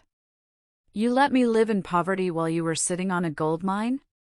Shut up, you idiot. Joyce snapped at Cheryl. No, you shut up. Cheryl slammed her fist against the glass. I couldn't pay for Kyle's braces. I'm driving a car with no brakes. And you have a jar of cash? It was for my retirement. Joyce screamed. It was stolen. I interrupted. It was hidden assets. That's fraud, Joyce. If I tell the IRS, well, you'll never see the outside of a cell. Joyce looked trapped. She looked at Cheryl, who was looking at her with murderous intent. She looked at me. What do you want? She whispered again. I want you to plead guilty, I said. To everything. You take the rap for the assault. You admit you were the ringleader. You exonerate Linda completely. And you agree to a restraining order. You never come near Linda or Penny again. And the money? Joyce asked, her voice trembling. If you sign the plea deal, I said, I won't report the money to the IRS. You can use it to pay for your lawyers. God knows you'll need good ones. It was a lie. I had already handed the jar, which contained $85,000, not $300, to Mr. Henderson to be put into a trust for Penny. He was going to file it as found assets during the divorce. Joyce would never see a dime. But she didn't know that. Fine, Joyce spat. I'll sign. But if you touch that money, I won't spend it, I promised. True. Penny would. I hate you, Cheryl said. I hope you die. Get in line, I said. But hey, look on the bright side. You won't have to cook for a while. I hung up the phone. I watched them as I walked away. They were already arguing again. Cheryl was screaming at Joyce about the money. Joyce was screaming back. The guards were moving in to separate them. They would destroy each other. Gary would hate his mother for hiding the money. Cheryl would hate her mother for hoarding it. Joyce would hate them both for betraying her. The family bond was broken. Not by me, but by the truth. I walked out into the sunlight. I took a deep breath. It was over. The house was ours. The divorce was signed. The monsters were in cages. I got into my truck and drove to the hospital. Not to see Gary. To see Linda. The room at Columbus General was bright. Linda was sitting up in bed, looking at the view outside. The swelling in her eye had gone down, turning a yellowish green. Her ribs were still taped, but she was smiling. Real smiling. Not the fake, terrified smile she used to wear. Brenda, she said when I walked in. I sat on the edge of the bed and took her hand. Her real hand. Not a broken copy. It's done, I said. I told her everything. The arrests. The video. The divorce papers. The money in the jar. She listened in silence, tears streaming down her face. But they were tears of relief. They're really gone, she whispered. Gary? Mom? Gone, I said. Gary signed the papers. Joyce and Cheryl are facing felony charges. Mr. Henderson says they'll likely take a plea deal for probation and time served, but with the restraining orders and the loss of the house, they have nowhere to go. They'll have to leave town. Linda squeezed my hand. You saved my life. We saved each other, I said. I needed this too, Linda. I needed to fix my mistake. I never should have left you. You came back, she said. That's what matters. 2 weeks later, we were standing in the driveway of the house on Oak Street. It was empty. We had hired a crew to clear out everything. Gary's recliner, Joyce's floral sofas, Cheryl's tacky decorations. All of it went into a dumpster. We stripped the carpets. We painted the walls a bright, sunny yellow.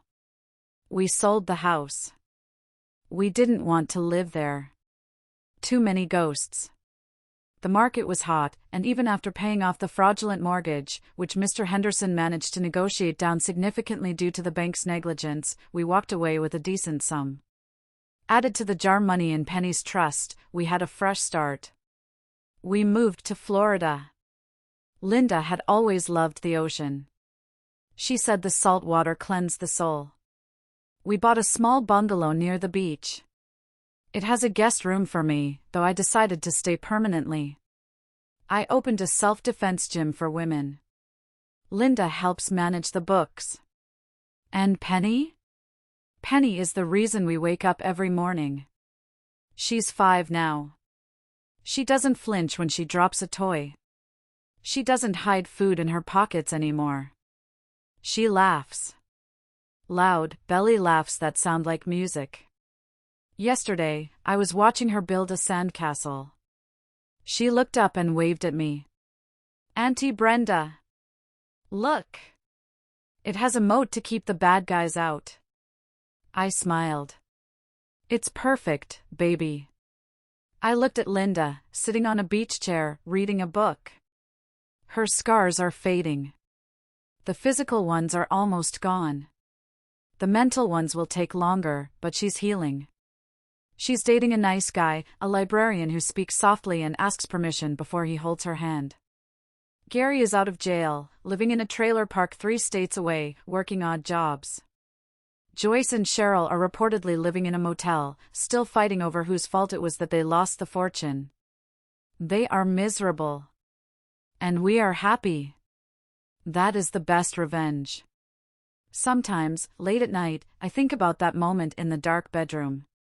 The moment I handed Joyce the frying pan, metaphorically speaking. It was a risk. It was dangerous. But then I look at my sister sleeping peacefully, safe and sound, and I know I'd do it again in a heartbeat. Because family isn't just blood. It's who you bleed for. And if you ever come for mine, well, you better make sure the lights stay on. And so, as the waves of justice finally washed away the darkness, this story leaves us with profound lessons about strength, resilience, and the unyielding power of love. It reminds us that even in the face of unimaginable cruelty, courage can rise from the deepest wounds, and healing can begin when we choose to fight for what truly matters. Brenda's unwavering determination to protect her sister and niece is a testament to the transformative power of standing up against oppression, no matter how insurmountable it may seem. This story also challenges us to reflect on the importance of self-worth and the bonds we create. Family is not just about shared blood but about the people who stand by us, who fight for us, and who believe in our worth when we forget it ourselves. It shows us that even when the world feels heavy, there is always a path forward if we have the courage to take that first step. What about you? What lessons did this story spark in your heart? Share your thoughts below, or simply comment good if this reflection resonates with you. Let's keep the conversation alive and inspire each other to be brave in the face of life's battles.